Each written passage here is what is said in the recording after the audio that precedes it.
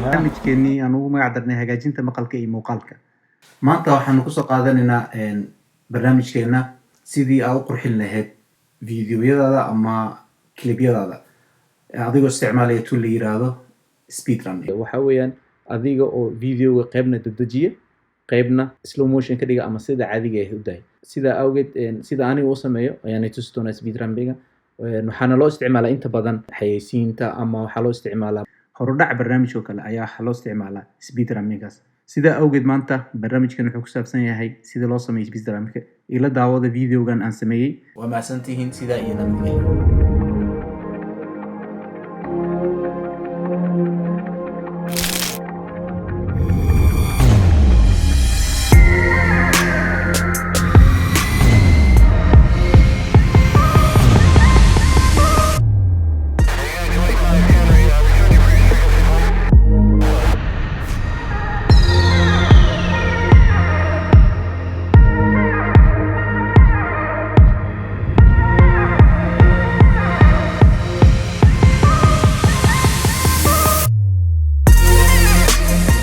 Okay, SpeedRun-ka marka waxaa weeyaan qayb ka mid ah ayaan dedejinaynaa, qayb ka mid ahna waxaan ka dhigaynaa sideeda caadiga u deynaynaa oo ah slow motion-kii ku socotay.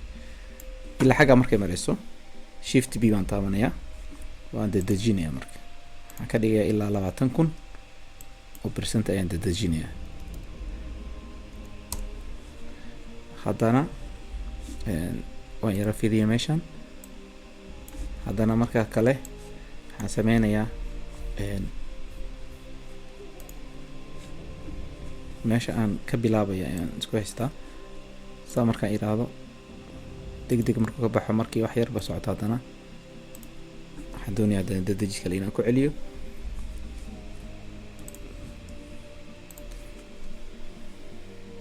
iyadana 20,000 oo percent aan dedejinayna iyadana sidoo kale kan yara weyneynayaa si aan u wada aragno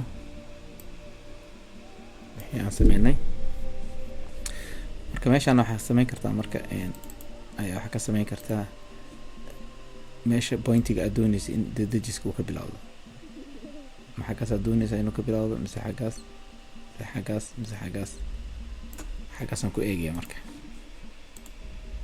sa aragtaan waa degdeg ka yara celi intaasna waa badan tahay inta kasoo celi xaggaasoo kale aan ku eegaya haddana hore dhaafayso ka